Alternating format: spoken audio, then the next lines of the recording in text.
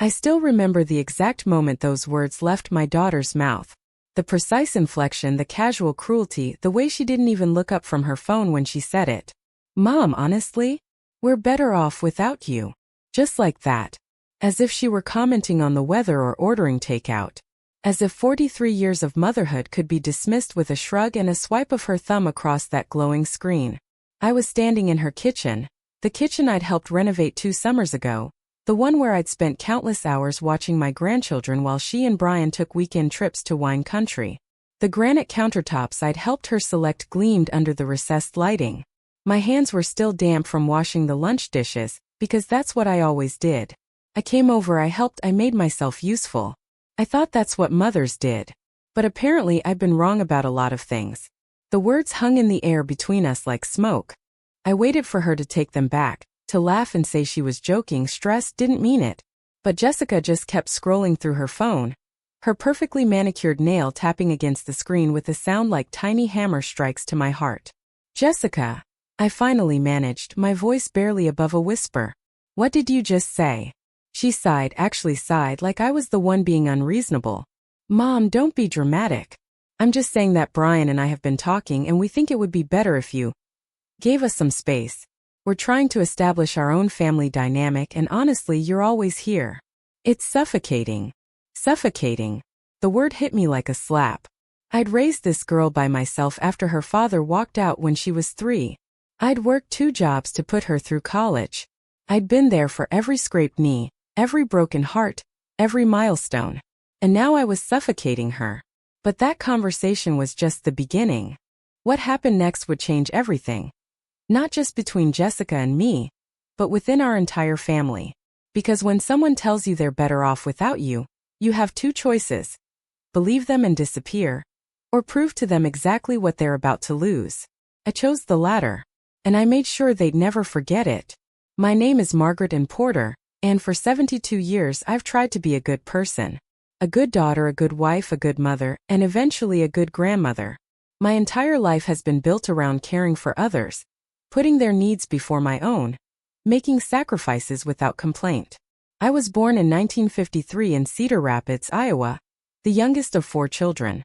My mother taught me that a woman's value came from how well she served her family. She'd wake at 5 every morning to make breakfast, pack lunches, and send us off to school with clean clothes and full bellies. She never complained, never asked for help, never put herself first. And I learned from her example. When I married Thomas Porter in 1973, I was 20 years old and absolutely certain I'd found my forever. He was handsome, charming, and full of big dreams about the life we'd build together. I worked as a secretary at an insurance company while he finished his business degree. I'd come home exhausted, my fingers cramped from typing all day, and still make him a hot dinner. Still listen to his complaints about professors and coursework. Still massage his shoulders and tell him he was going to do great things.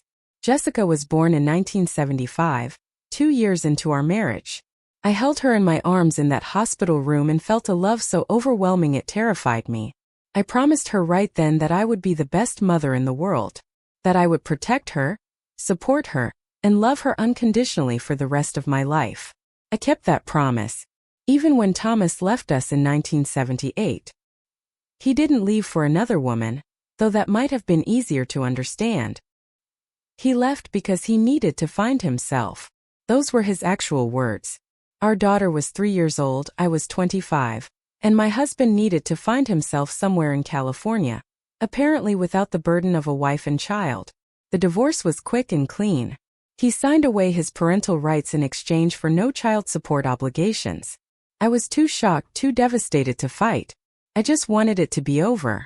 So there I was, a single mother with a toddler, no college degree, and a secretary's salary that barely covered rent and groceries. But I did it. I worked at the insurance company during the day and cleaned offices at night. Jessica would sleep on a blanket in the corner while I vacuumed and emptied trash cans. On the nights I couldn't bring her with me, Mrs. Chun from downstairs would watch her in exchange for me helping with her English lessons on weekends. I never went on dates, never took vacations, never bought myself new clothes or got my hair done at a salon. Every penny, every moment, every ounce of energy went into making sure Jessica had a good life. She didn't have designer clothes, but her outfits were always clean and matched.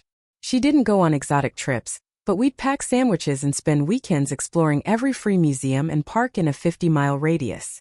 She didn't have the latest toys, but I made sure she had books, stacks and stacks of library books that we'd read together every night before bed. When Jessica showed an aptitude for science in middle school, I picked up extra shifts so she could attend a specialized summer program.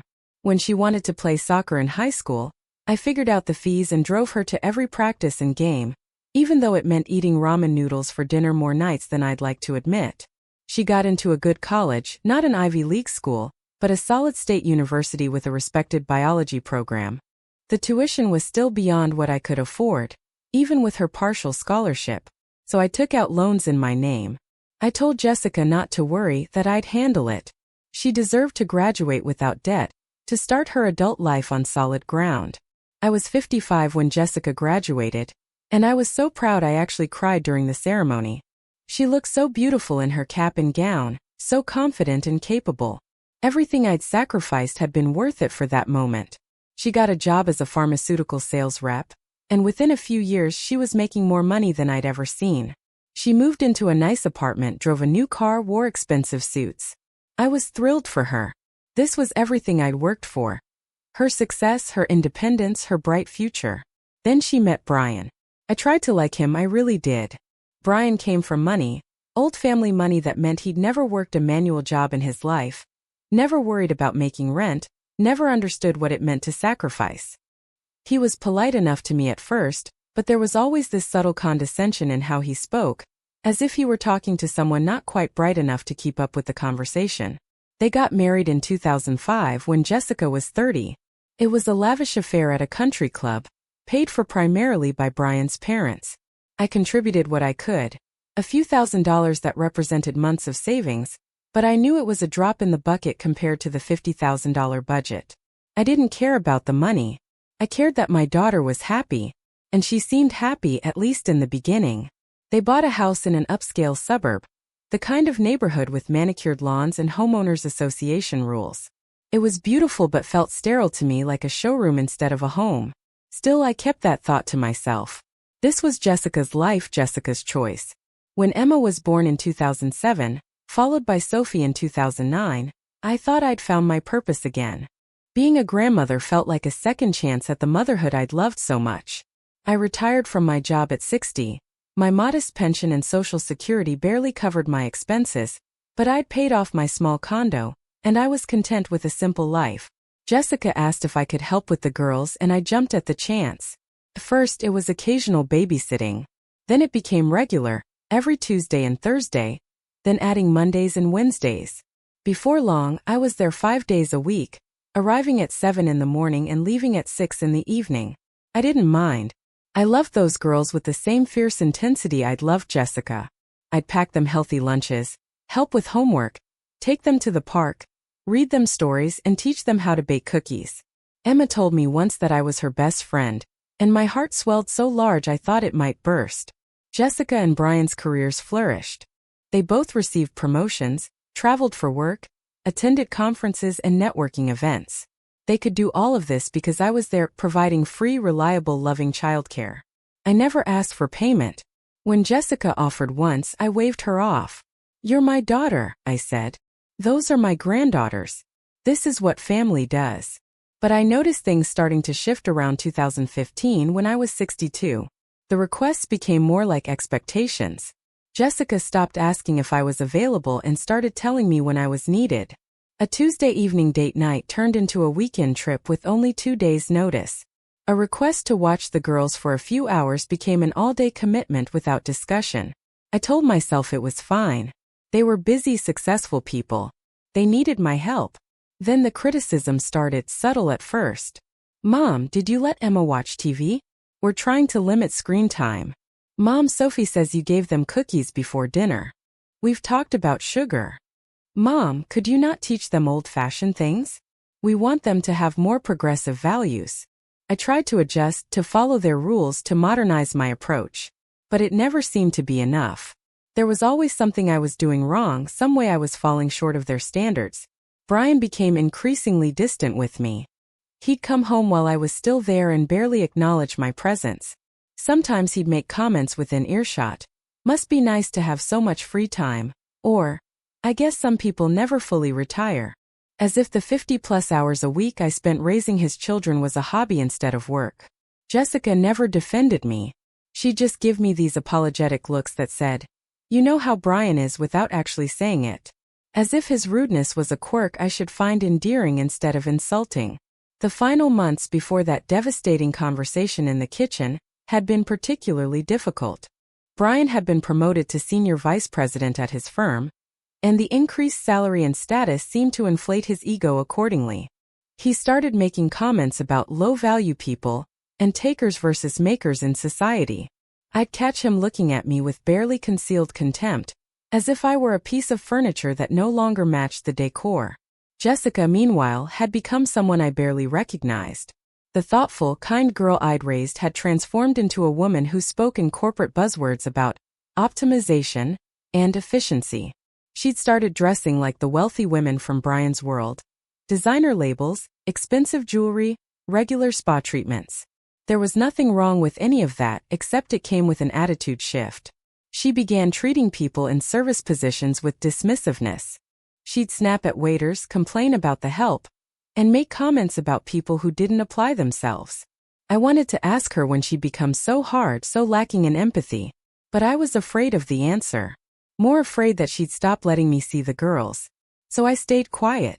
I showed up when expected, followed the increasingly complex rules, and tried to make myself as useful and unobtrusive as possible. That's what I was doing that Tuesday afternoon. Being useful, cleaning up after the lunch I'd made for Emma and Sophie, trying to take up as little space as possible in my daughter's life. And that's when she told me they were better off without me. After those words left Jessica's mouth, I stood there, frozen, water still dripping from my hands onto her pristine tile floor. The drops made small puddles that caught the light, and I stared at them instead of looking at my daughter.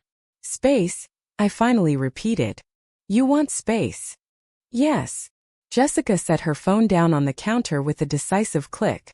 "Brian and I have been in therapy." "You're in therapy?" This was news to me. A small hurt added itself to the growing collection. There was a time when Jessica told me everything. "Yes, we're in therapy. It's something successful couples do to maintain their relationship."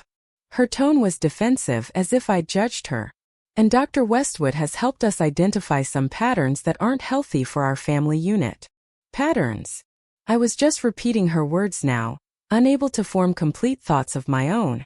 "Mom, you have to understand. You're here constantly. The girls are more attached to you than to us.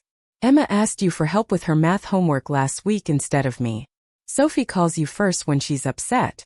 Dr. Westwood says we need to establish ourselves as the primary authority figures, and we can't do that with you undermining us." "I'm not undermining you," I protested weakly. "I'm just trying to help." "That's the problem. Your helping is creating dependency. Brian and I are perfectly capable of managing our own household and raising our own children. We don't need you doing it for us." The irony was staggering. For 8 years they'd absolutely needed me doing it for them. Every work trip, every late meeting, every social engagement had been made possible by me. But now, apparently, my usefulness had expired. "What about the girls?" My voice cracked. "Can I still see them?" Jessica's face softened slightly, and for a moment, I saw a flicker of the daughter I remembered. But it vanished quickly. "Of course you can see them. You're their grandmother. But it needs to be on our terms, on our schedule. And definitely not 5 days a week." "That's excessive."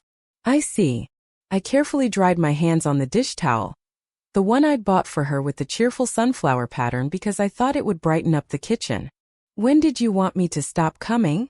"Actually," Jessica picked up her phone again, avoiding eye contact. "We think it's best if you don't come back. The girls are in summer camp now anyway, and when school starts we're enrolling Sophie in after-school care and Emma in an academic enrichment program." "You've already enrolled them?" The programs she was describing were expensive, hundreds of dollars per week. Money they'd been saving by having me provide free care. "Yes. We should have done it sooner, honestly. It's better for their social development to be with peers, rather than spending so much time with." She trailed off. "With an old woman?" I finished for her. With someone from a different generation who has different values, Jessica corrected, but we both knew what she meant. I stood there in her kitchen, a kitchen I'd cleaned hundreds of times, where I'd made thousands of meals for her children, where I'd kissed scraped knees and celebrated small victories, and I felt something inside me crack. Not break entirely, not yet, but definitely crack. I understand, I said quietly. I'll get my things. I had a small stash of belongings in their guest room. A change of clothes in case I spilled something while cooking. A sweater for when the air conditioning ran too high. A few books I'd been reading to the girls. I gathered them quickly, my hands shaking slightly as I folded the sweater and stacked the books. Emma and Sophie were at day camp, so I didn't even get to say goodbye. That felt like a cruelty too sharp to be accidental. I was almost to the door when Jessica stopped me. Mom, please don't be like this. Don't make it dramatic. This is good for everyone. You'll see. You'll finally have time for yourself, to do the things you want to do. The things I wanted to do. As if spending time with my granddaughters had been some sort of sacrifice I'd been martyring myself through. What is it you think I want to do, Jessica? I asked, turning to face her. She blinked, clearly not expecting the question. I don't know. Travel? Join a book club? Make friends your own age? There are tons of senior activities. Senior activities. I nodded slowly. Right. Because I'm a senior now. Not a mother or a grandmother. Just a senior who needs to stay in her appropriate box with other seniors. That's not what I meant, isn't it? I met her eyes directly for the first time since the conversation started. Tell me something, Jessica. When was the last time you asked me what I wanted? Not what I could do for you, not how I could help with the girls, but what I actually wanted for myself. She opened her mouth, then closed it. We both knew the answer. That's what I thought, I said softly. Goodbye, Jessica. I walked out of her house with my small bag of belongings and drove home in a daze. My little condo felt emptier than usual when I walked in. It was a modest place, 2 bedrooms, 1 bath, about 900 square feet. I'd bought it 30 years ago when Jessica was in high school, and I'd been so proud to have a place of my own, to provide stability for my daughter. Now it just felt like a place to wait for phone calls that came less frequently, to wait for visits that were always rushed, to wait for my life to have purpose again. I sat on my worn couch and let myself cry for the first time in years. Deep gasping sobs that shook my whole body. I cried for the little girl who'd called me her best friend. For the daughter who'd once looked at me with admiration. For the years I'd given so freely, thinking they'd be treasured instead of dismissed. When the tears finally stopped, I felt hollow. Empty. Like I'd been excavated and nothing remained but a thin shell. That night I couldn't sleep. I kept replaying the conversation, examining every word, every facial expression, looking for the moment where I could have said something different, done something better. But I knew deep down that nothing I could have said would have changed anything. Jessica had made up her mind.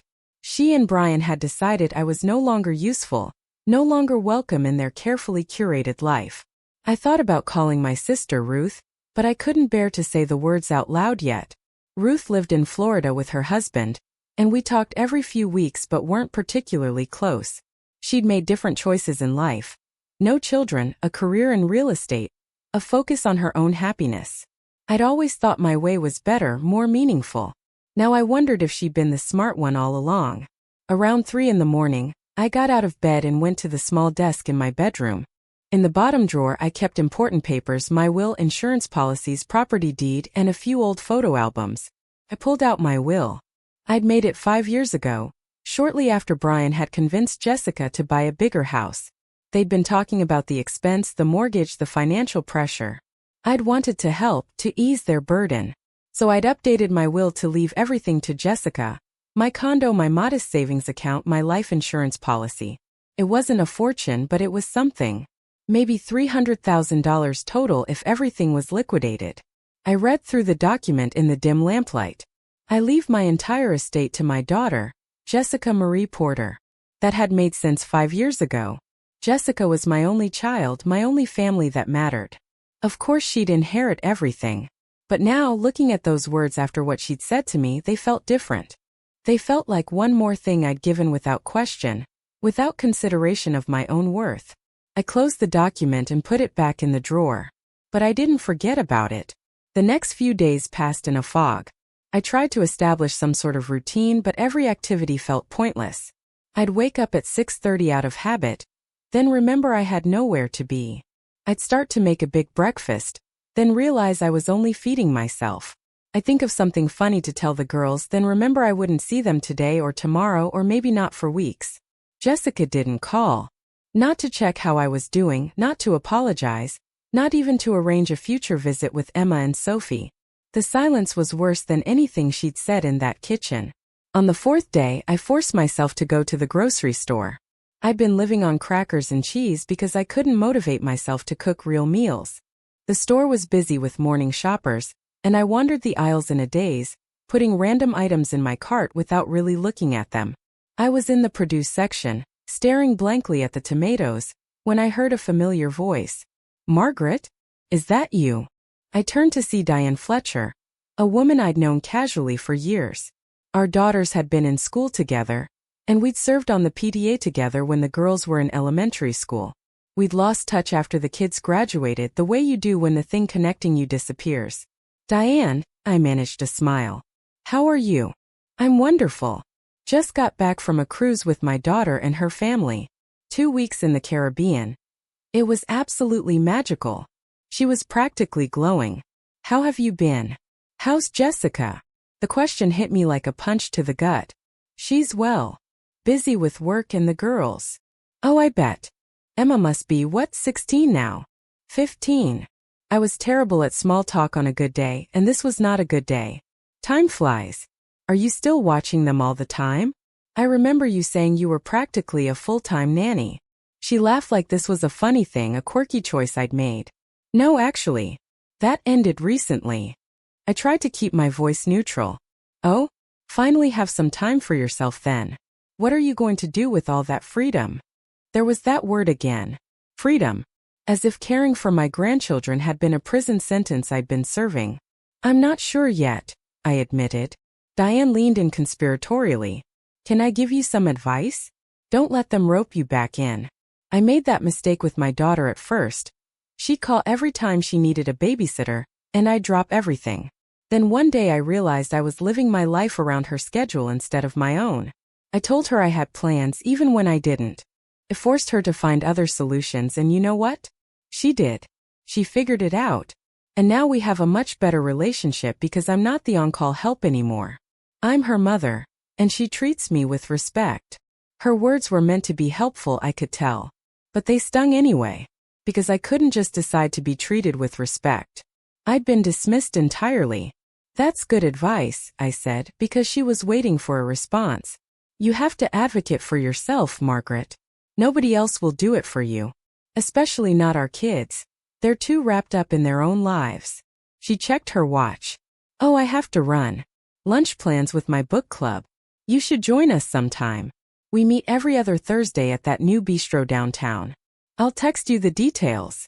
She swept off before I could tell her I didn't have her number and she didn't have mine. Before I could tell her that I didn't need book club recommendations. I needed my daughter back. I needed my granddaughters back. I needed my purpose back. I abandoned my shopping cart in the aisle and left the store. I sat in my car in the parking lot and thought about what Diane had said. About advocating for myself. About not being on-call help. But what did that mean for someone like me? Someone who'd built their entire identity around being needed? I drove home and tried to distract myself with television. But every commercial seemed to feature happy families, grateful children, beloved grandparents. I turned it off and sat in silence. That's when the anger started to creep in.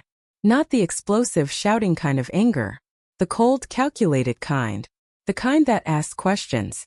How dare Jessica act like I'd been a burden? How dare she throw away 8 years of free childcare as if it meant nothing? How dare she speak to me like I was some clingy acquaintance instead of the woman who'd sacrificed everything to give her a good life? I thought about all the times I'd canceled plans, what few I had, to accommodate her schedule. The times I'd shown up sick because she had an important meeting. The times I'd bitten my tongue when Brian was rude because I didn't want to cause problems in her marriage. I thought about the money I'd spent over the years. Not just the massive amount I'd paid for her college, though that was substantial. But all the little things too. Birthday presents for the girls that were always generous. The renovation contribution to the kitchen. The down payment help when they bought their first car together. The emergency loan when Brian's commission structure changed and they were temporarily tight on cash. A loan that was never repaid because it somehow transformed into a gift in their minds. If I added it all up, I'd given Jessica hundreds of thousands of dollars over the years. Money I could have used for my own retirement, my own comfort, my own life. But I'd given it freely, without resentment, because I loved her. Because I wanted her to have opportunities I'd never had. And now I was suffocating her. Now I was better off not being there at all. The anger burned hotter. I pulled out a notepad and started writing. I listed every babysitting hour, every dollar spent, every sacrifice made. The list grew to 3 pages, then 4. Years of giving, documented in brutal black and white. When I finally stopped writing, my hand was cramping and my eyes were burning. But I felt something I hadn't felt in days. Clarity. I wasn't going to disappear quietly. I wasn't going to accept being dismissed as if I were nothing. I wasn't going to let Jessica treat me like a convenience she'd outgrown. I was going to show her exactly what she just lost. And I was going to make sure she never forgot it. The next morning, I called my attorney. Martin Reeves had handled my estate planning 5 years ago, and I'd kept his card in my desk drawer. He was semi-retired now, only taking on select clients, but he'd always told me to call if I needed anything. Margaret. He greeted me warmly when his secretary put me through. What a pleasant surprise. How can I help you? I need to change my will, I said without preamble. As soon as possible. There was a brief pause. All right. Can you tell me what kind of changes you're considering? I want to remove my daughter as my beneficiary. Another pause, longer this time. That's certainly you're right, Margaret. But I have to ask, is this a decision you've thought through carefully? Estate changes made in anger sometimes lead to regret. I'm not angry, I lied. I'm clear-headed, maybe for the first time in years. And I know exactly what I want to do. Why don't you come into the office? We can discuss your options. We scheduled an appointment for the following afternoon. After I hung up, I felt a small spark of something that might have been satisfaction. Or maybe power. It was hard to tell. I wasn't used to feeling either. I spent the rest of the day researching. I'd never been particularly tech-savvy, but I knew how to use Google. And I dove deep into information about wills, estates, charitable giving, and trust structures. What I learned was illuminating. My estate, while modest by wealthy standards, was significant enough to make a real difference if directed properly. Between my paid-off condo in an appreciating neighborhood, my savings accounts, my life insurance policy, and my small investment portfolio, I was looking at assets worth approximately $350,000. Maybe $400,000 if the real estate market stayed strong. That was money Jessica was counting on eventually receiving. She'd never said so explicitly, but there had been comments over the years. Mentions of what she'd do when the time came. Suggestions that I didn't need to maintain such a large emergency fund because we'll take care of everything when you're gone. I'd found those conversations morbid, but had understood they came from a practical place. Jessica was simply planning ahead, being responsible. Now I saw them differently. She'd been calculating her inheritance while I was still very much alive. Well, she was in for a surprise. That night Emma called me. It was the first contact I'd had with anyone in the family since I'd left Jessica's house 6 days ago. Grandma. Her voice was small, uncertain. Why haven't you come over? My heart twisted. Oh, sweetie. I've just been busy. But you're always here. Mom said you're not going to watch us anymore. That's right. Your mom and I talked, and we decided you girls are old enough now that you don't need Grandma around so much. I need you, Emma said, and I had to close my eyes against the tears. Sophie cries at night. She says she misses you. I miss you both too so much. But this is what your mom wants. Mom's being weird. She keeps saying things about establishing authority and healthy boundaries. She won't let me call you unless she's in the room. Is she in the room now? No. I snuck her phone. There was a rustling sound. Grandma, did we do something wrong? Did we make you mad? No, baby. You could never make me mad. This is between your mom and me. It has nothing to do with you. But I don't understand. You were here all the time and now you're not. Mom won't explain it. She just says things are different now. I could hear the confusion and hurt in her 15-year-old voice, and I wanted to march over there and tell Jessica exactly what I thought of her for putting her daughter through this without a proper explanation. Emma, listen to me. I love you and your sister more than anything in this world. That will never change no matter what. Do you understand? Yes, she whispered. Good. Now you'd better put that phone back before you get caught. Okay. I love you, Grandma. I love you too, sweetheart. After she hung up, I sat with my phone in my hand and let the tears fall freely. This wasn't just about me and Jessica anymore. It was affecting those girls, hurting them in ways they didn't understand. And Jessica was apparently fine with that. Fine with her daughters being confused and sad, as long as she got to establish her authority and maintain her boundaries. The anger that had been simmering inside me flared into something hotter, more righteous. This wasn't just personal injury anymore. This was about protecting my granddaughters from their mother's callousness. Martin Reeves's office was in an older building downtown, the kind with wood paneling and thick carpets that absorbed sound. His secretary offered me coffee, which I accepted gratefully. My hands were shaking slightly from nerves or caffeine withdrawal, I wasn't sure. Martin came out to greet me personally. He was in his early 70s, with white hair and kind eyes behind rimless glasses. He'd always treated me with respect, never talked down to me the way some professionals did to older women handling their own affairs. Margaret, come in. He gestured to his office, a comfortable space filled with law books and family photos. Please sit. I settled into one of the leather chairs across from his desk. The morning light streamed through the windows, illuminating dust motes in the air. So, Martin began, folding his hands on his desk. You want to change your will. Why don't you tell me what's happened? I hadn't planned to explain. I thought I'd just give him instructions and be done with it. But something about his gentle, non-judgmental tone broke through my defenses. I told him everything. The years of childcare, the dismissal, Jessica's cruel words, the way I'd been cut off from my granddaughters.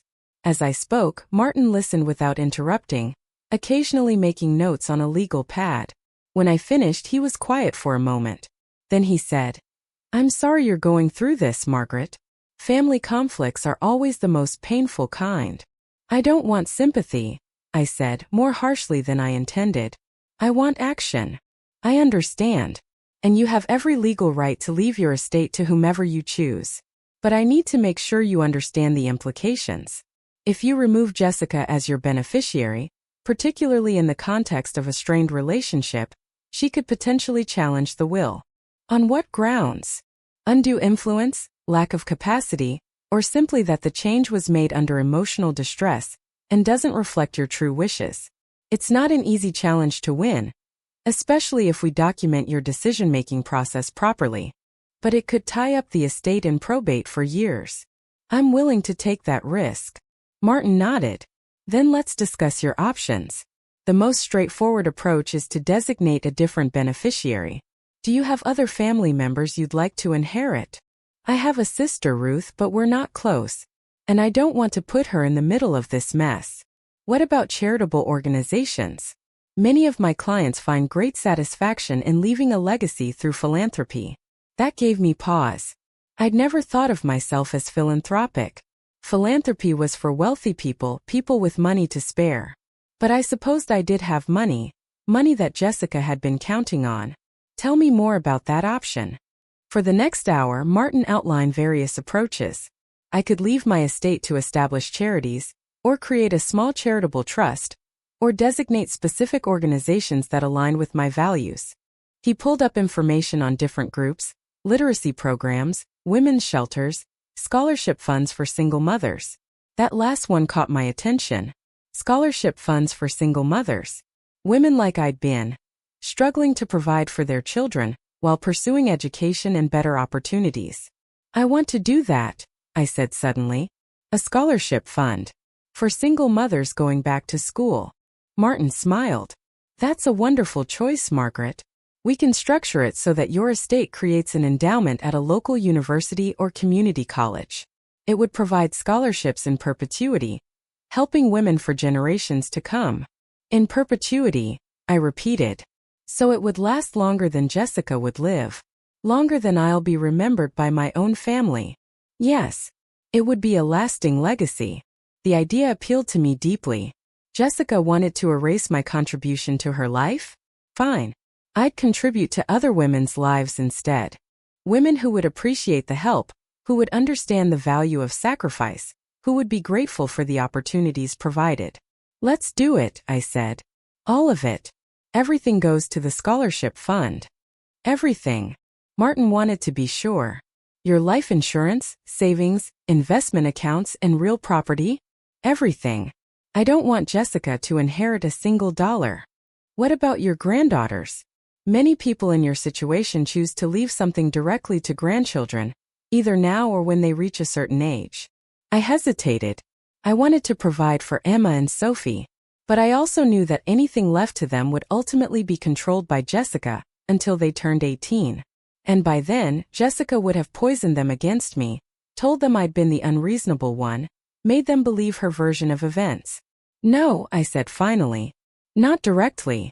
But perhaps we could structure the scholarship in their names?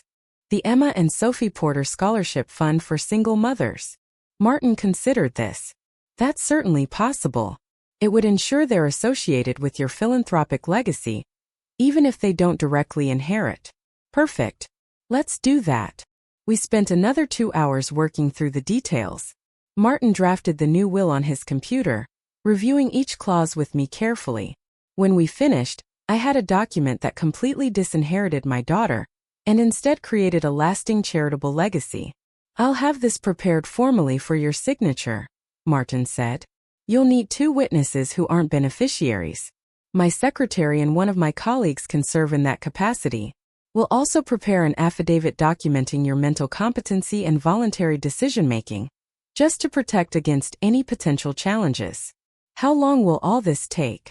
A few days for the formal documents. Can you come back on Friday? Yes. I stood to leave, then paused. Martin, am I doing the right thing? He looked at me thoughtfully. That's not a question I can answer for you, Margaret. But I will say this. I've been practicing estate law for 45 years, and I've seen a lot of family situations. Some people use their wills to punish. Others use them to reward. You're doing neither. You're choosing to help people who need it rather than give money to someone who doesn't appreciate your contributions. In my experience, that's not revenge. That's dignity. His words stayed with me as I drove home. Dignity. That's what Jessica had taken from me with her casual cruelty. And now I was taking it back. That night, I did something I hadn't done in years. I opened a bottle of wine. A nice Pinot Noir I'd received as a Christmas gift 2 years ago, and had been saving for a special occasion. I poured myself a glass, sat on my small balcony, and watched the sunset. For the first time since Jessica had told me they were better off without me, I felt something other than pain or anger. I felt anticipation. Maybe even a small spark of satisfaction. I imagined the moment when Jessica would learn about the will change. It wouldn't be soon.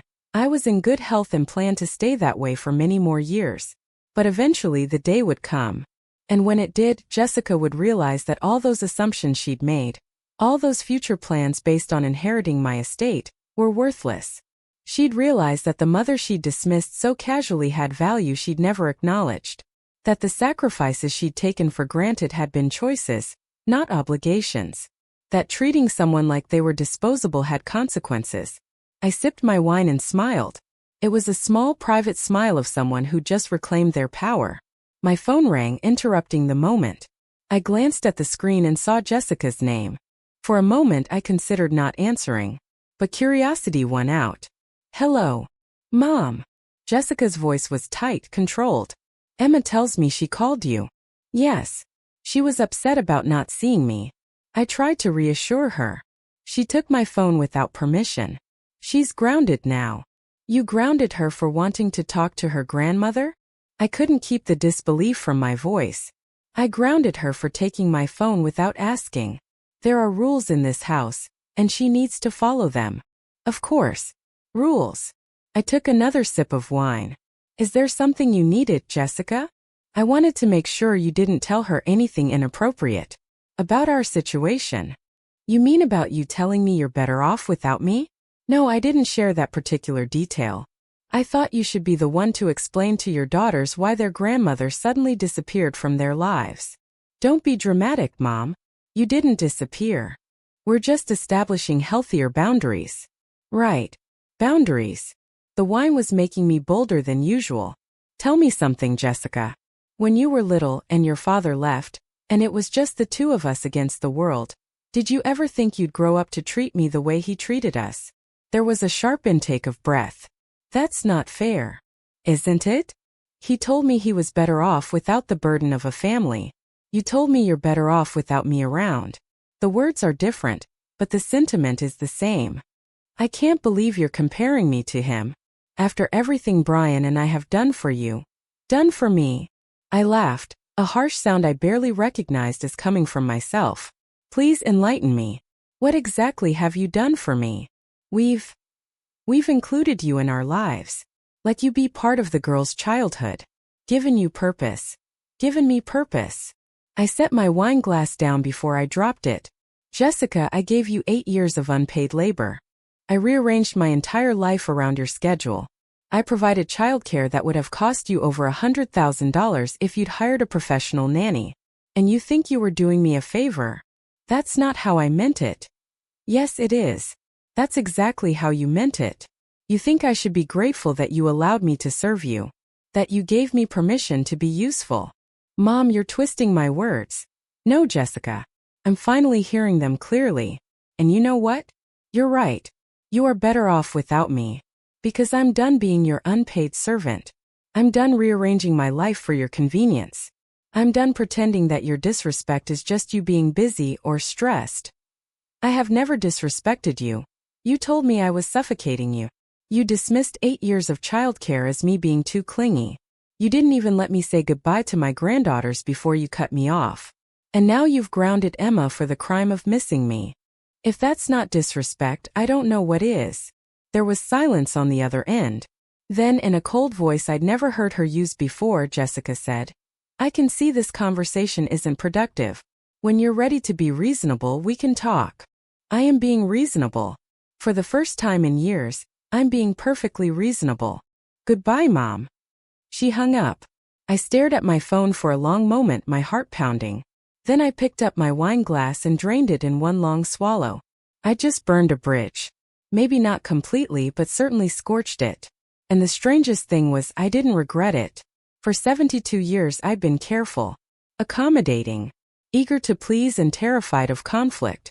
I'd let people walk over me because I was afraid of being difficult, of being too much, of being a burden. Well, I was done with that. Jessica wanted boundaries? I'd give her boundaries. Clear, firm, impenetrable boundaries. Friday came, and I returned to Martin's office to sign the new will. The documents were printed on heavy paper with official legal formatting. Martin's secretary, a cheerful woman named Patricia, and one of his junior partners, a serious young man named David, served as witnesses. Margaret and Porter, Martin intoned formally, do you declare that this document represents your last will and testament, created freely and voluntarily, while you are of sound mind and body? I do. And do you understand that this document revokes all previous wills and codicils you have executed? I do. Then please sign here. I took the expensive pen Martin offered and signed my name. My hand was steady. There was no hesitation, no second thoughts. Patricia and David added their signatures and it was done. I'll keep the original in my office safe, Martin said. And I'll provide you with 2 copies, one for your records and one you might want to store in a safety deposit box, or with someone you trust. Thank you, Martin. He walked me out and at the door he paused. Margaret, I hope you don't mind me saying this, but I'm proud of you. A lot of people in your situation would have just quietly accepted the treatment, afraid to rock the boat. You're standing up for yourself. I'm 72 years old, I said. I figure it's about time. Driving home with the signed documents on my passenger seat, I felt lighter than I had in weeks. This wasn't about revenge, despite what Jessica might think when she eventually found out. This was about recognizing my own worth. About saying that my years of sacrifice meant something, even if my daughter couldn't acknowledge it. I thought about the women who would eventually benefit from the scholarship fund. Women struggling to balance childcare and education, to build better futures for their children.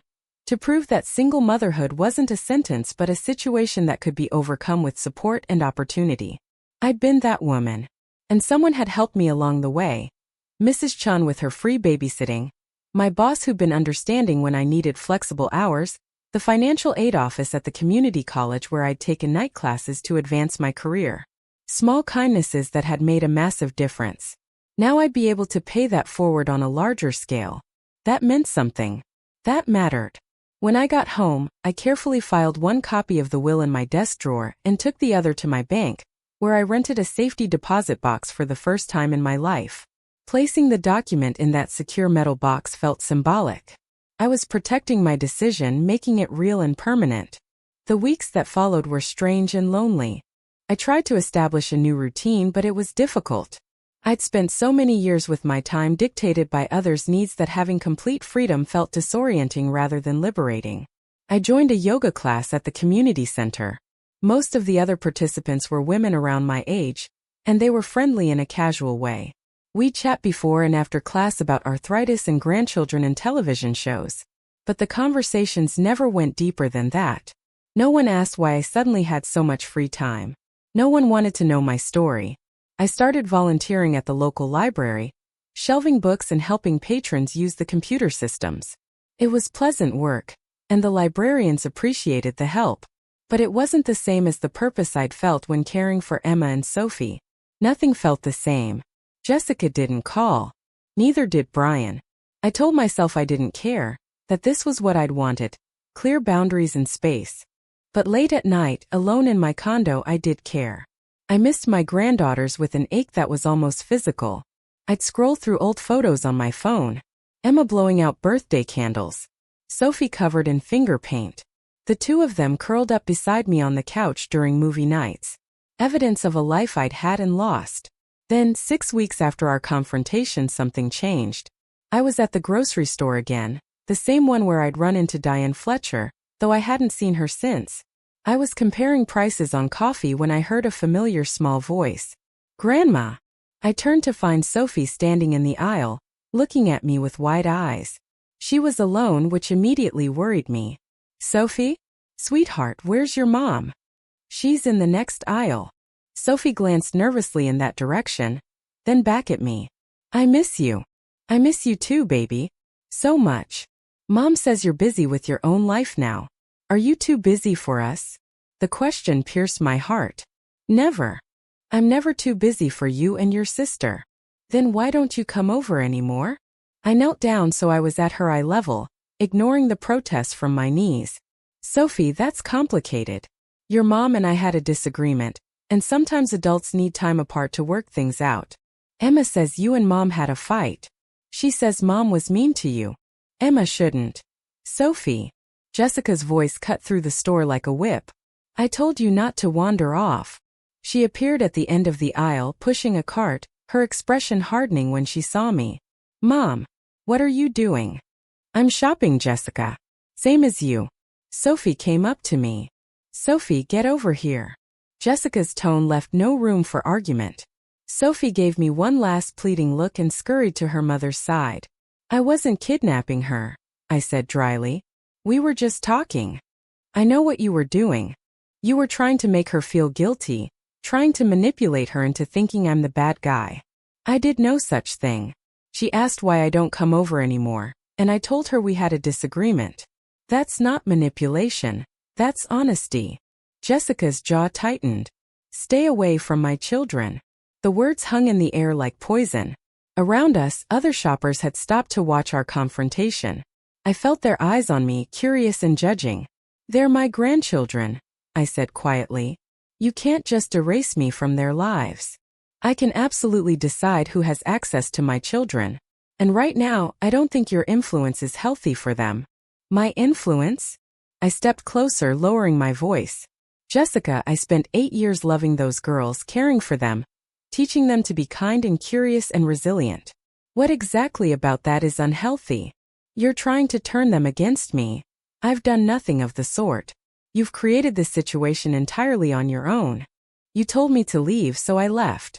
Now you're angry that your daughters notice my absence and miss me? That's on you. Jessica's face flushed. This is exactly why we needed space. You can't respect boundaries.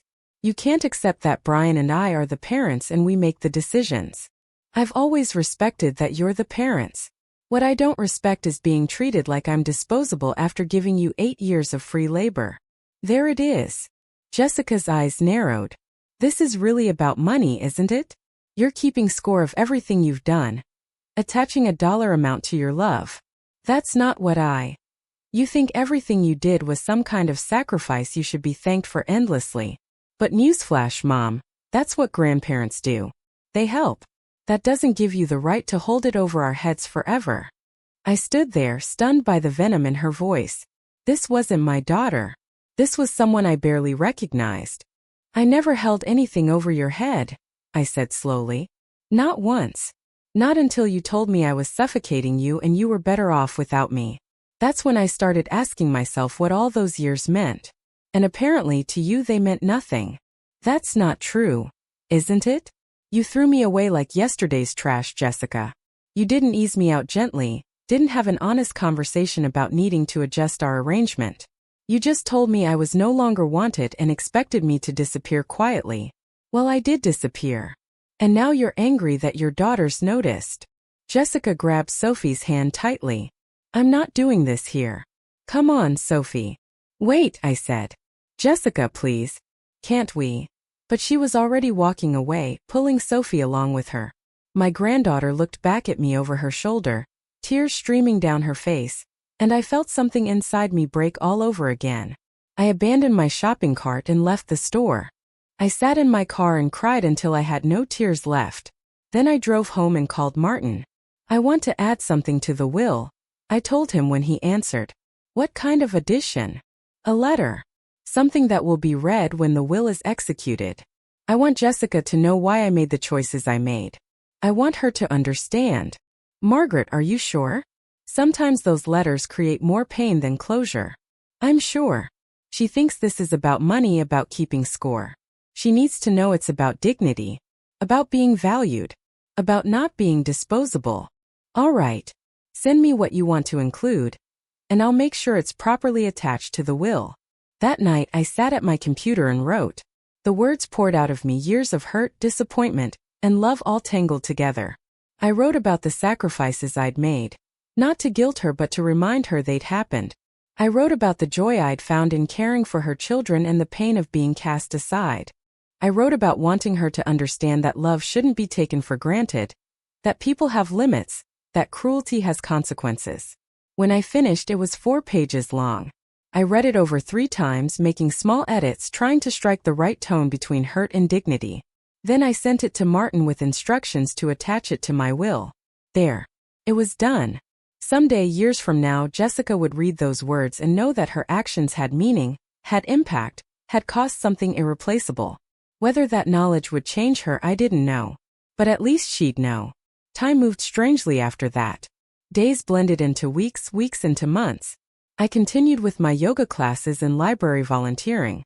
I took up watercolor painting, something I'd always wanted to try but never had time for. I wasn't particularly good at it, but I found the process meditative.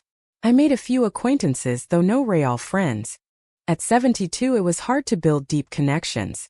Everyone my age already had their established social circles, their longtime friends, their busy lives. I thought about dating briefly, but the idea felt absurd. I'd been alone for so long that I couldn't imagine sharing my space or my life with someone new. Mostly I just existed. I was comfortable enough.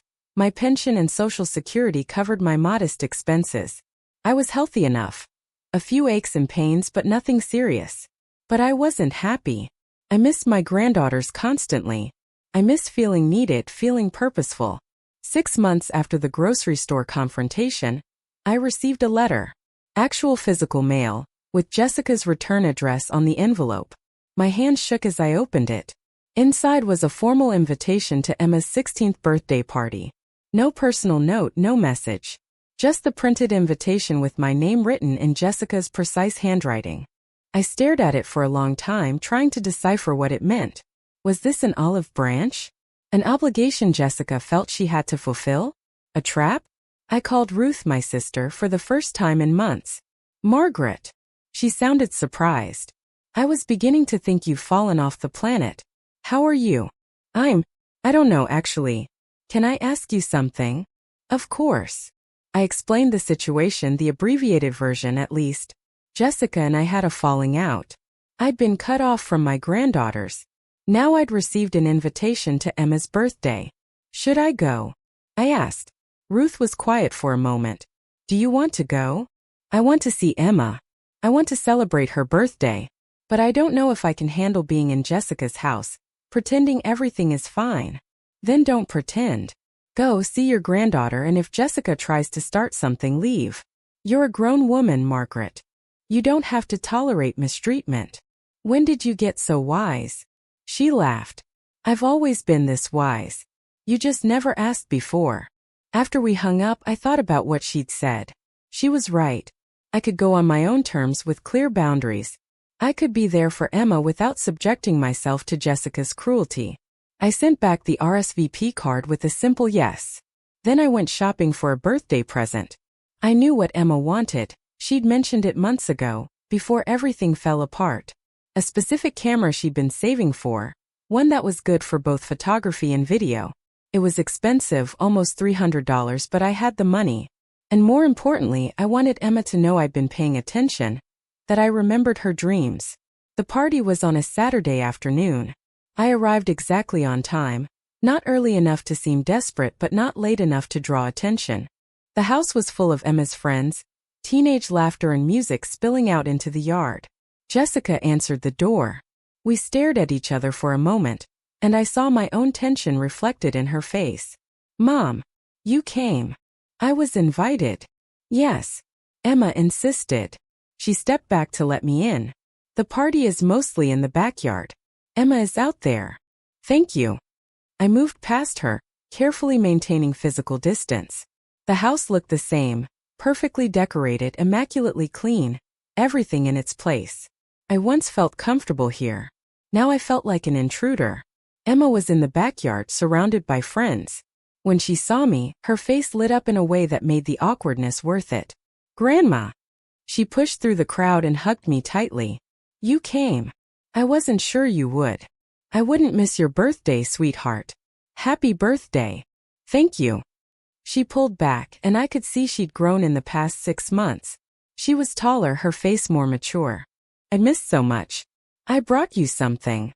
I handed her the wrapped package. She tore into it with teenage enthusiasm, then gasped when she saw the camera. Grandma, this is the one I wanted. How did you remember? I always remember, I said softly. She hugged me again, and for a moment, everything else fell away.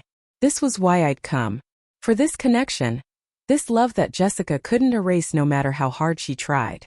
The party continued around us. I stayed on the periphery, talking occasionally with Emma but mostly just watching. Sophie came over at one point and hugged me wordlessly before running back to play with friends. Small moments of connection that I hoarded like treasure. Jessica avoided me, which was fine. Brian was there, holding court with some of the other fathers, and he didn't acknowledge my presence at all. Also fine.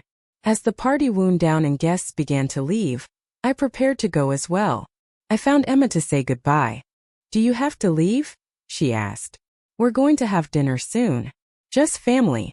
Stay. I glanced over at Jessica, who was watching us with an unreadable expression. I don't think that's a good idea, honey. Please? It's my birthday. Mom won't say no if I ask. She was putting me in an impossible position, and she knew it. But she was also 16 and missing her grandmother, and I couldn't blame her for that. Let me talk to your mom. I approached Jessica, who'd moved into the kitchen to start cleaning up. Emma wants me to stay for dinner. Jessica's jaw tightened. Of course she does. I can leave if you prefer. I don't want to make things more difficult. She was quiet for a long moment, fighting some internal battle. Finally she said, It's her birthday. If she wants you here, you can stay. It wasn't a warm invitation, but it was something. Dinner was awkward.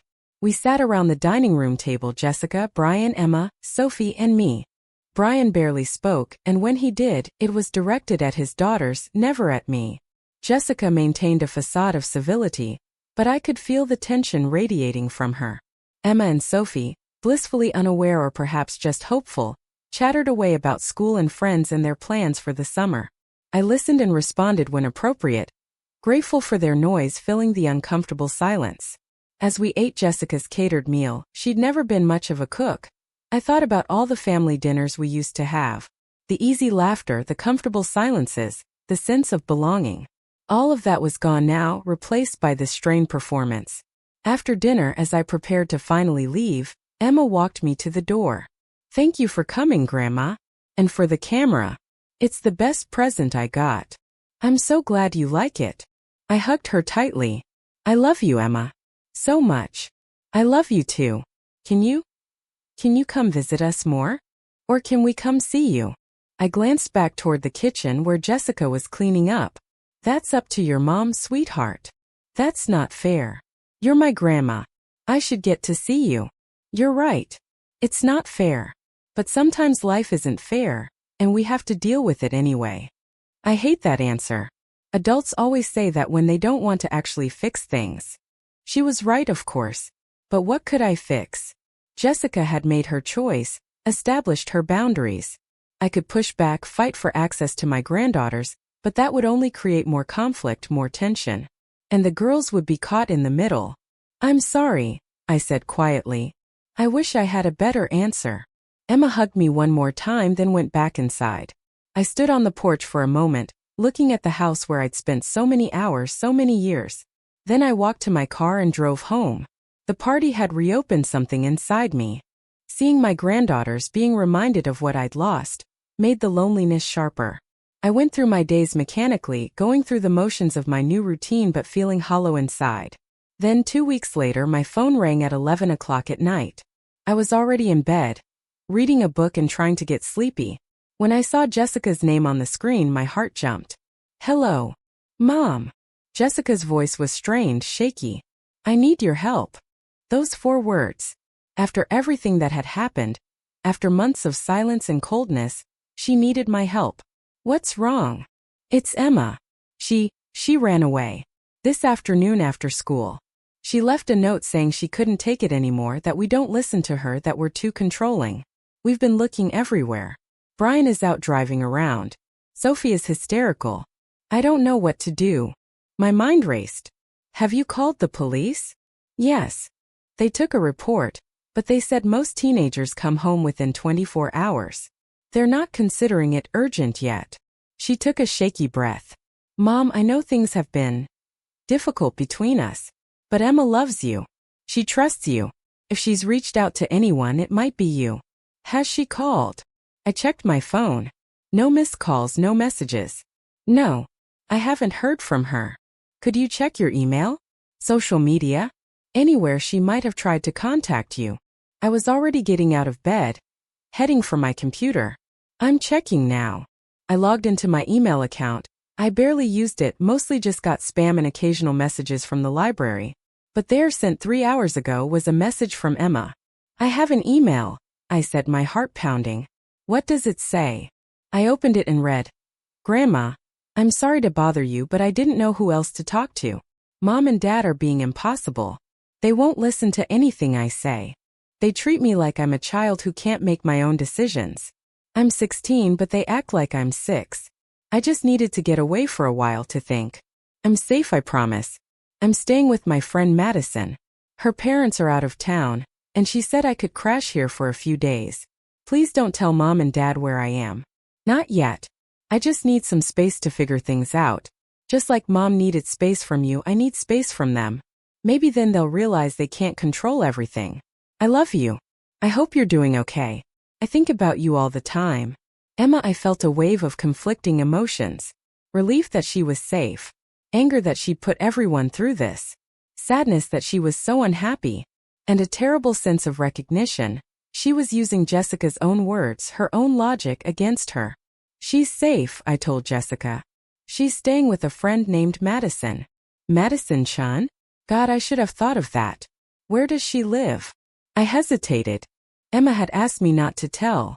But she was 16, and her parents were frantic with worry. Mom, please. I need the address. Emma asked me not to tell you where she is. I don't care what she asked. She's a child and she's my daughter, and I need to know where she is. She's not a child, Jessica. She's 16 years old and she's telling you loudly that she needs you to listen to her instead of controlling her. Are you seriously giving me parenting advice right now? Are you kidding me? I'm telling you what your daughter told me. She feels unheard. She feels controlled. She needed space. Do those words sound familiar? The silence on the other end was deafening. You have to see the irony here, Jessica. You told me you needed space from me, that I was suffocating you. Now Emma is saying the exact same thing about you. That's completely different. Is it? Because from where I'm sitting, it looks remarkably similar. You wanted autonomy and respect. So does Emma. You wanted to be treated like an adult capable of making your own decisions. So does Emma. She's 16. And you were 37. Age doesn't make pain less real or the need for respect less valid. Jessica made a sound that might have been a sob. I can't believe you're doing this. I called you for help, and you're throwing my own words back at me. I'm not throwing anything. I'm trying to help you see the pattern. Emma doesn't need you to storm over to Madison's house and drag her home. She needs you to listen to why she left. Fine. I'm listening. What does she want? I reread the email. She doesn't say specifically, just that she feels unheard and controlled. That's ridiculous. We give her everything. Material things, maybe. But what about emotional space? Freedom to make age-appropriate decisions? Trust. We do trust her. Do you? Or do you micromanage her life the way you tried to micromanage mine? Another long silence. Then in a small voice Jessica said, "What should I do?"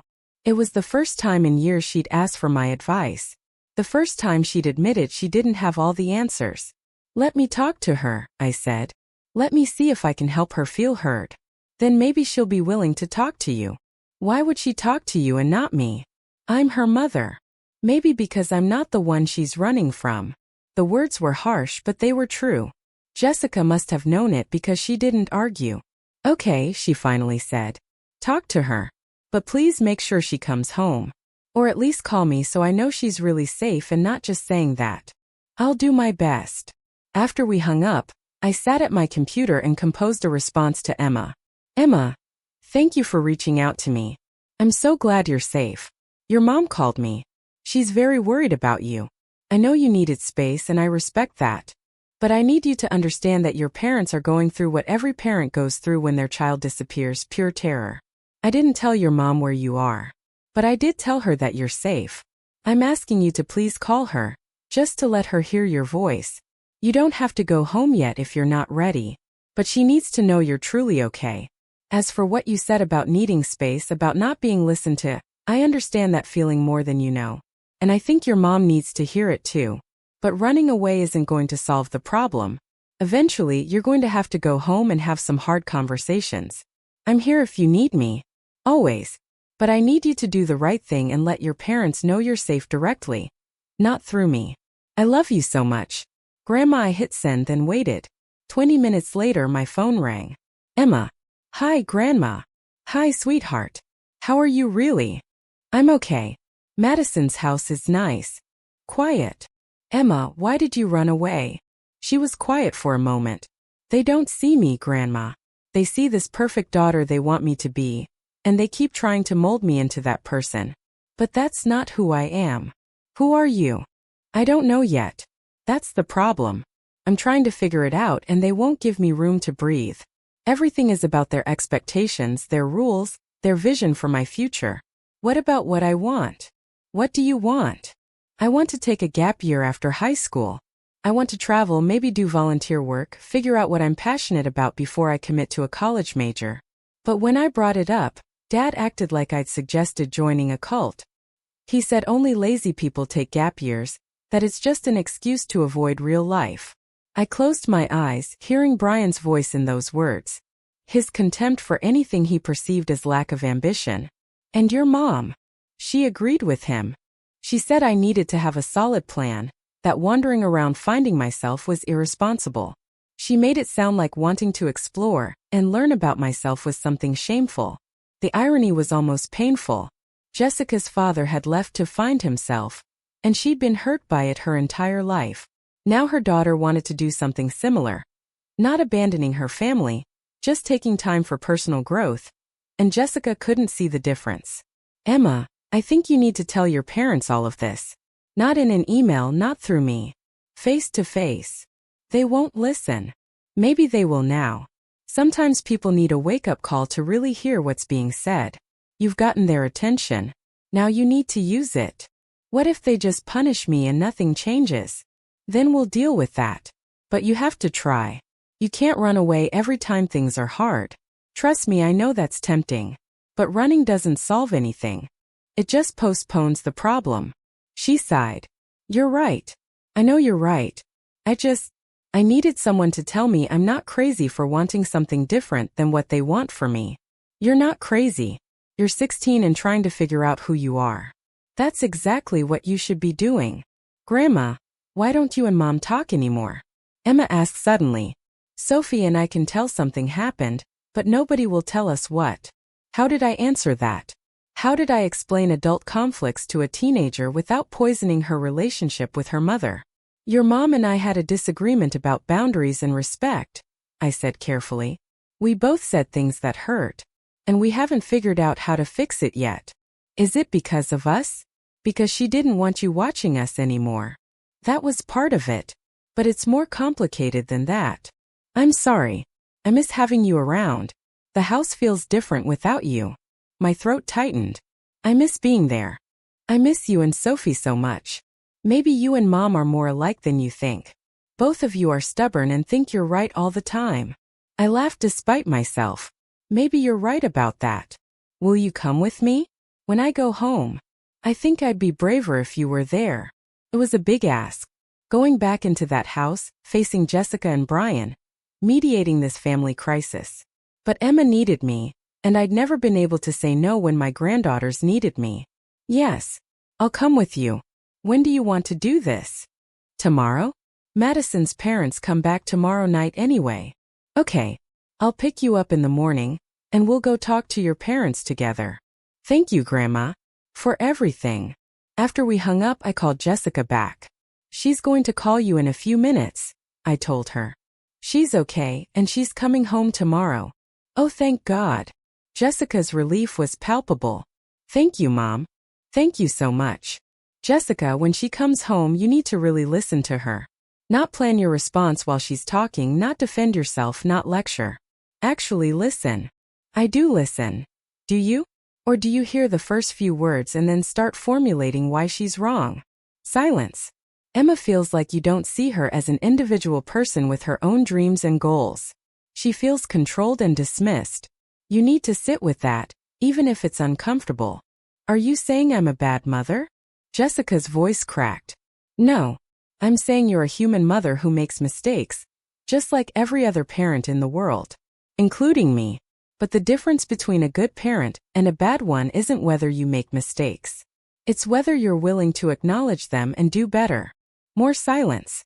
Then, will you be there? Tomorrow when she comes home. She asked me to be. If that's okay with you. Yes. Please. I don't know how to fix this, Mom. It was the first time in months she called me Mom without coldness or distance. Just my daughter, scared and uncertain, asking for help. We'll figure it out together, I said softly. The next morning I picked Emma up from Madison's house. She looked tired, her eyes red-rimmed from crying or lack of sleep or both. She hugged me tightly before getting in the car. Thank you for doing this, she said. Always, sweetheart. The drive to Jessica's house was quiet. Emma stared out the window and I let her have her thoughts. When we pulled into the driveway, I saw Jessica's car and Brian's car, both there. They'd both taken the day off work. Jessica opened the door before we even knocked. Her eyes were red too. Her hair pulled back in a messy ponytail instead of her usual perfect style. She looked at Emma, then at me. Come in, she said quietly. We gathered in the living room, all 5 of us including Sophie, who refused to leave Emma's side. Brian sat stiffly in his chair. His expression closed off. Jessica perched on the edge of the couch. Emma sat between Sophie and me, drawing strength from our presence. Emma, Jessica began, but Emma held up her hand. Please let me talk first. I need to say this while I still have the courage. Jessica nodded, though I could see how hard it was for her to stay quiet. Emma took a deep breath. I didn't run away because I hate you, or because I'm some rebellious kid trying to cause drama. I left because I felt like I was suffocating. Like no matter what I said or wanted, it didn't matter because you'd already decided who I should be, and what I should do. Emma, we only want what's best. Brian started, but I touched his arm. Let her finish, I said quietly. Emma continued. I know you think you know what's best for me, and maybe you're right about some things. But I'm 16 years old, and I need to start making my own decisions, even if they're mistakes. That's how people learn, right? By trying things and failing and figuring it out. Of course, Jessica said. But there are reasonable risks and unreasonable ones. See, that's the problem. You keep dividing everything into your categories of reasonable and unreasonable. But they're your categories based on your values and your fears. What about mine? Jessica looked stricken. We're just trying to protect you. I know. But you can't protect me from life. And the harder you try, the more I'm going to pull away. Is that what you want? For us to become strangers because you couldn't let me be my own person. The words echoed my own thoughts about Jessica and me. The way she pulled away when I tried to maintain control, to stay central in her life. Brian finally spoke, his voice strained. What is it you want, Emma? Specifically, I want you to consider the gap year. Actually consider it, not just dismiss it. I want you to let me make more of my own choices, what activities I do, how I spend my time, who I hang out with. I want you to trust that you raised me well enough to make decent decisions. And when I make bad decisions, I want you to let me learn from them instead of swooping in to fix everything or saying I told you so. That's a lot of trust to ask for after you ran away, Brian said. You're right, Emma acknowledged. Running away was wrong. I should have tried harder to talk to you first. But I felt like you weren't listening, like nothing I said mattered. This was the only way I could think of to make you really hear me. Jessica was crying now, silent tears running down her face. We do hear you. I hear you. And you're right. I haven't been listening, not really. I've been so focused on keeping you safe and successful that I forgot you need room to grow into yourself. She looked at me as she said it, and I saw the recognition in her eyes. The understanding that she'd done the same thing to me. Tried to control the relationship, establish her dominance, prove her independence by pushing away the person who loved her most. I'm sorry, Jessica said, looking back at Emma. I'm so sorry. You shouldn't have had to run away to make me listen. That's on me. Brian shifted uncomfortably. I'm sorry too. I may have been overly rigid in my expectations. It wasn't the most heartfelt apology, but for Brian it was something. Can we start over? Emma asked. Can we try to actually talk to each other instead of just issuing rules and expectations? Yes, Jessica said immediately. Yes, we can do that. They talked for another hour, working through specifics. The gap year would be researched and discussed, not dismissed outright. Emma would have more freedom in exchange for maintaining open communication. There would be family meetings where everyone could voice concerns without judgment. It wasn't perfect, and I could tell there would be bumps ahead. But it was a start. A real honest start. As the conversation wound down, Emma hugged her parents and Sophie joined in, creating a family embrace that didn't include me. I stood up quietly, preparing to slip away. Mom, wait, Jessica said, pulling away from her family. Can we talk? In the kitchen. I followed her, my heart pounding. We stood on opposite sides of the island, the same spot where she told me they were better off without me all those months ago. I owe you an apology, Jessica said without preamble. What I said to you, how I treated you, it was cruel. And listening to Emma just now, hearing her describe exactly how I made her feel. That's how I made you feel, isn't it? I nodded, not trusting my voice. I was so focused on establishing my independence, on proving that Brian and I could handle everything ourselves, that I completely devalued everything you'd done for us. You gave me 8 years of your life, and I threw it back in your face. Yes, I said simply. You did. Why didn't you fight back harder? Why did you just leave? Because you told me to. Because you're my daughter, and I was trying to respect your boundaries, even though they were cutting me out of your life. Because I thought maybe you were right, maybe I had been too present, too involved. You weren't. You were exactly what we needed, and I took you for granted. Brian took you for granted. We treated you like hired help instead of family. Brian still doesn't like me. Jessica grimaced. No, he doesn't. He has some classist views that I've been overlooking for too long. Emma calling me out on our controlling behavior has made me look at a lot of things differently, including how I've let Brian treat you. What are you saying? I'm saying I miss you, Mom. The girls miss you. And I want to fix this if you're willing to try. I thought about the new will sitting in Martin's office. The scholarship fund that would direct my entire estate away from Jessica. The letter that detailed every hurt and disappointment. Did I tell her? Did I use it as leverage, as proof of how badly she'd hurt me? No, because this moment wasn't about revenge or proving points. It was about two flawed people trying to rebuild a broken relationship. I'm willing to try, I said. But things need to be different. I need to be treated with respect. My time needs to be valued. And you need to acknowledge that what you said to me was deeply hurtful. Not just casually mention it and move on. You're right. What I said was unforgivable. I told you that you were suffocating us, that we were better off without you. That was cruel and untrue. You weren't suffocating us. You were supporting us, loving us, being exactly what a mother and grandmother should be. And I threw that away because I was listening to Dr. Westwood's generalized advice instead of looking at our actual situation. Dear Westwood? Our therapist. He talks a lot about enmeshment and codependency. And I convinced myself that our relationship was unhealthy when really it was just close. There's a difference. It took almost losing Emma for me to see that. I felt something loosening in my chest. Not forgiveness yet, that would take time. But possibility. If we do this, I said carefully, I need boundaries too. I can't go back to being on-call childcare 5 days a week. I've started building a life of my own, and I need to maintain that. Of course. We wouldn't expect, Jessica paused. Actually, we probably would have expected that before. But not anymore. Whatever involvement you want to have, we'll be grateful for it. And Brian needs to treat me with basic courtesy. I won't be in your home if he's going to make snide comments or act like I'm beneath him. Jessica winced. I'll talk to him. I should have done that years ago. We stood there in her kitchen, the same place where everything had fallen apart, and tentatively began to rebuild. The reconciliation wasn't instant or magical. It took months of careful conversations, of setting and respecting boundaries, of learning new patterns. I started coming over for Sunday dinners just once a week, not daily. I would babysit occasionally, when asked with reasonable notice and genuine appreciation.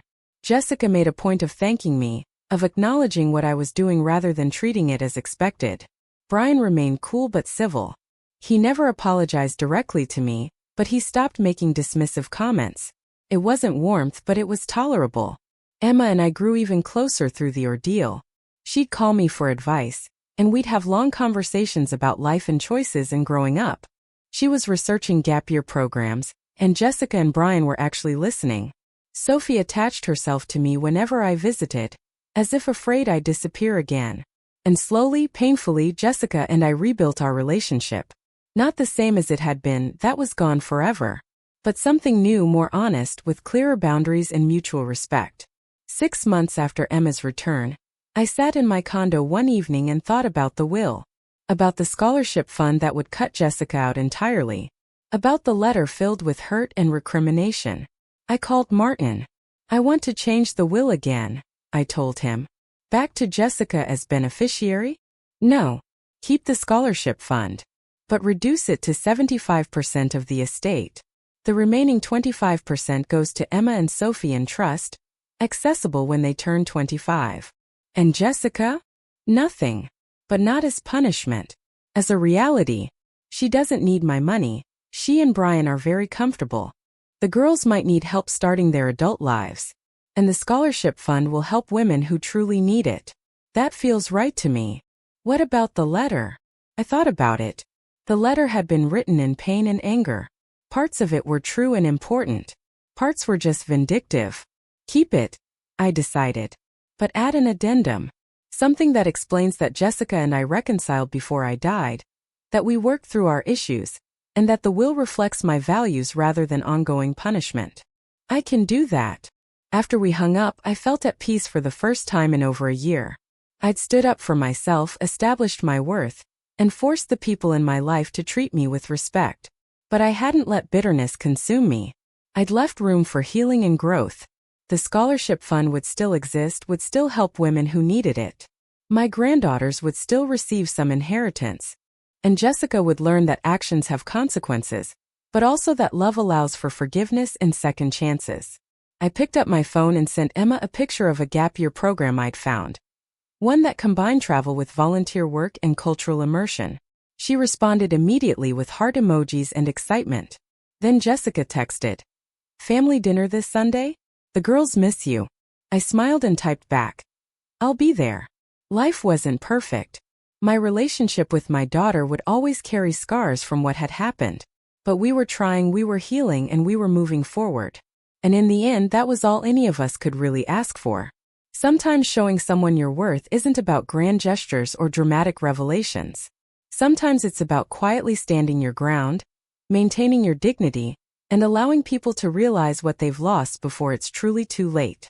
I'd shown Jessica my revised will in the only way that mattered, by living my life with purpose and self-respect, with or without her approval. And in doing so, I'd reminded both of us that I was a person of value, deserving of love and respect, not just because of what I could do for others, but because of who I was. That lesson was worth more than any inheritance.